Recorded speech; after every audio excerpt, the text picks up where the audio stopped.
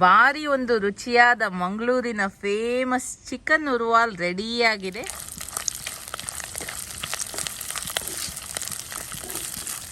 Chicken ನೋಡಿ ಎಷ್ಟು ಒಳ್ಳೆ ರೀತಿಯಲ್ಲಿ ಬೆಂದಿದೆ ಅಂತ. ಮಸಾಲ, ಗೋಡಂಬಿ, ಕರಿಬೇವಿನ ಸೊಪ್ಪು ಇದೆಲ್ಲ ಈ ಥರ ಮಿಕ್ಸ್ ಮಾಡಿ ತಿಂತಾ ಇದ್ರೆ ಸೂಪರ್. ಹಾಯ್ ಎಲ್ಲರಿಗೂ, ಇವತ್ತು ಮಂಗಳೂರಿನ ಫೇಮಸ್ ಚಿಕನ್ ಉರುವಾಲ್ ರೆಸಿಪಿನ ತುಂಬ ಈಸಿಯಾಗಿ ಮನೆಯಲ್ಲಿ ಯಾವ ರೀತಿ ಮಾಡೋದು ಅಂತ ನೋಡುವ. ಬನ್ನಿ ವಿಡಿಯೋನ ಸ್ಟಾರ್ಟ್ ಮಾಡುವ. ಚಿಕನ್ ಉರುವಾಲ್ ಮಾಡಲಿಕ್ಕೆ 3/4 kg ಅಷ್ಟು ಚಿಕನ್ ಅನ್ನು ತಗೊಂಡಿದ್ದೇನೆ. ಓಕೆ, ಈಗ ಇದಕ್ಕೆ ಮ್ಯಾರಿನೇಷನ್ ಅನ್ನು ಮಾಡುವ. 2 ಚಮಚದಷ್ಟು ಶುಂಠಿ ಬೆಳ್ಳುಳ್ಳಿ ಪೇಸ್ಟ್, ಸ್ವಲ್ಪ ಹುಣಸೆ ಹುಳಿಯ ರಸ. ಓಕೆ, ಇದಿಲ್ಲ ಅಂತ ಆದ್ರೆ ಲೆಮನ್ ಜ್ಯೂಸ್ ಅನ್ನು ಕೂಡ ಹಾಕ್ಬೋದು ಅಥವಾ ವಿನೆಗರ್ ಅನ್ನು ಕೂಡ ಹಾಕ್ಬೋದು. ಓಕೆ, ಹಾಗೆ ಇದಕ್ಕೆ ನಾನು ಹಾಕ್ತಾ ಇದ್ದೀನಿ 1 ಟೇಬಲ್ ಚಮಚದಷ್ಟು MR all in one masala. ಇದು ಇಲ್ಲ ಅಂತ ಆದ್ರೆ ನೀವು ಅಚ್ಕಾರದ ಪುಡಿ, ಕೊತ್ತಂಬರಿ ಪುಡಿ, ಗರಂ ಮಸಾಲ ಪುಡಿ, ಅರಿಶಿಣದ ಪುಡಿ, ಜೀರಿಗೆ ಪುಡಿ ಇದನ್ನೆಲ್ಲ ಹಾಕಿದ್ರೆ ಆಯ್ತು. ಇದಿದ್ರೆ ಖಾಲಿ ಇದೊಂದು ಪುಡಿ ಹಾಕಿದ್ರೆ ಆಯ್ತು. ನೋಡಿ, MR all in one masala. ಬೇಕಿದ್ರೆ ವಾಟ್ಸಪ್ ನಂಬರ್ ಕೊಡ್ತೀನಿ, ಅದಕ್ಕೆ ನೀವು ಮೆಸೇಜ್ ಮಾಡಿದ್ರೆ ಆಯಿತು. ನಾವು ಎಲ್ಲ ಕಡೆ ಕೊರಿಯರ್ ಮಾಡ್ತೇವೆ. ಹಾಗೆ ಕೆಲವೊಂದು ಶಾಪ್ಸಲ್ಲಿ ಕೂಡ ಇಟ್ಟಿದ್ದೇವೆ, ಡೀಟೇಲ್ಸನ್ನು ಶೇರ್ ಮಾಡ್ತೀವಿ ವಾಟ್ಸಪ್ ಮಾಡಿದರೆ. ಸಿಂಪಲ್ ಮ್ಯಾರಿನೇಷನ್ ಇಷ್ಟನ್ನು ಹಾಕಿ ಒಂದು ಅರ್ಧ ಗಂಟೆ ಫ್ರಿಜ್ಜಲ್ಲಿ ಇಟ್ಟು ಮತ್ತೆ ಉರುವಾಲನ್ನು ಮಾಡಿದರೆ ಆಯಿತು. ಓಕೆ, MR ಮಸಾಲ ಇದ್ದರೆ ತುಂಬ ನಮಗೆ ಈಸಿಯಾಗಿ ಅಡುಗೆಯನ್ನು ಮಾಡ್ಬೋದು.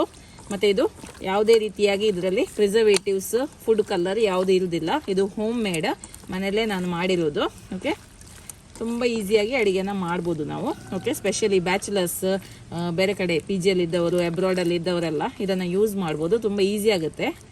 ಓಕೆ, 30 ನಿಮಿಷ ಬಿಟ್ಟು ಉರುವಾಲನ್ನು ಮಾಡುವ. ಈಗ ಉರುವಾಲ್ ಮಾಡಲಿಕ್ಕೆ ಇಲ್ಲಿ ನಾನು 20 ಬ್ಯಾಡಿಗೆ ಮೆಣಸನ್ನು ಬಿಸಿ ನೀರಲ್ಲಿ ಒಂದು 15 ನಿಮಿಷ ನೆನೆ ಹಾಕಿ ಇಟ್ಟಿದ್ದೇನೆ. ಒಂದ ನೆನೆಸ್ಬೋದು ಅಥವಾ ಬಿಸಿ ನೀರಲ್ಲಿ ಇದನ್ನು ಒಂದು 5 ನಿಮಿಷ ಕುದಿಸಿದ್ರು ಕೂಡ ಆಗ್ತದೆ. ಹೇಗೆ ಬೇಕು ಆ ರೀತಿ ಮಾಡಿದ್ರೆ ಆಯಿತು. ಈಗ ಮೆಣಸು ಒಳ್ಳೆ ಸಾಫ್ಟ್ ಆಗಿದೆಲ್ಲ, ಈಗ ಇದನ್ನು ಮಿಕ್ಸಿ ಜಾರ್ಗೆ ಹಾಕಿ ನೈಸಾಗಿ ಒಂದು ಪೇಸ್ಟನ್ನು ಮಾಡುವ.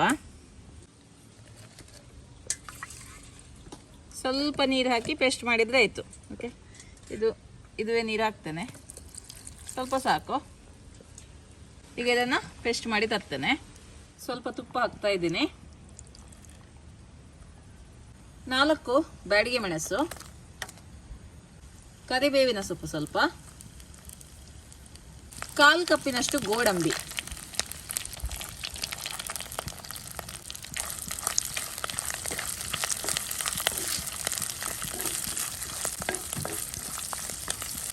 ಓಕೆ. ನೋಡಿ, ಇದು ಲೈಟಾಗಿ ಫ್ರೈ ಆದರೆ ಸಾಕು. ಇನ್ನಿದನ್ನು ತೆಗೆದು ಬಿಡುವ. ಓಕೆ, ಇದೇ ಕಡಾಯಿಗೆ ನೋಡಿ ಮೆಣಸಿನ ಪೇಸ್ಟನ್ನು ಹಾಕ್ತಾ ಇದ್ದೀನಿ.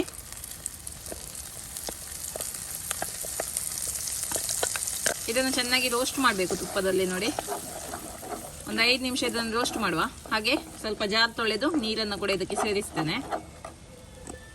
ಜಾರ್ ತೊಳೆದ ನೀರು. ಓಕೆ, ಒಂದು 5 ನಿಮಿಷ ಇದು ಹೀಗೇನೆ ರೋಸ್ಟ್ ಆಗಲಿ.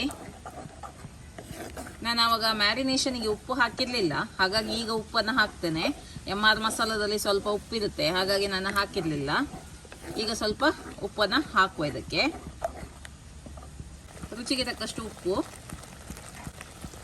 ಓಕೆ,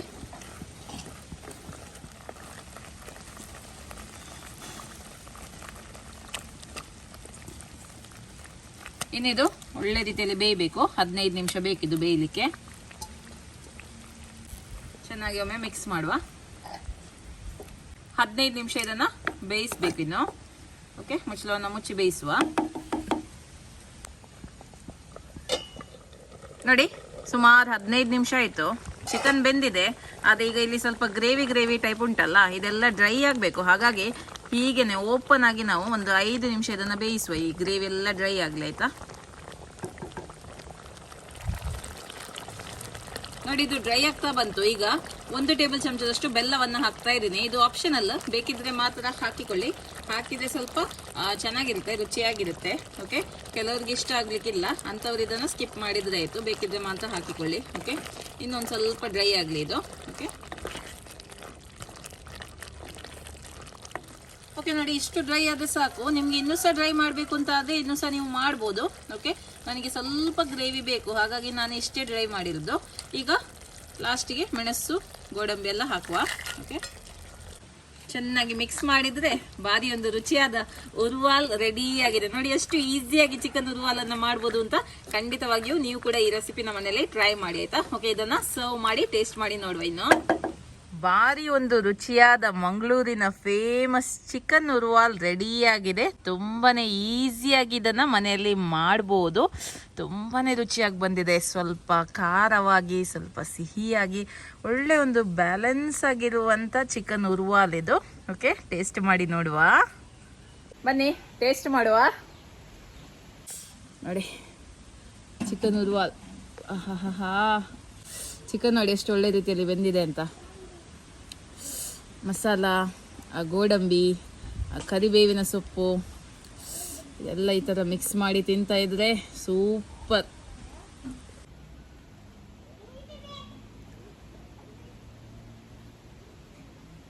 ಸ್ಪೈಸಿಯಾಗಿ ಉಂಟು.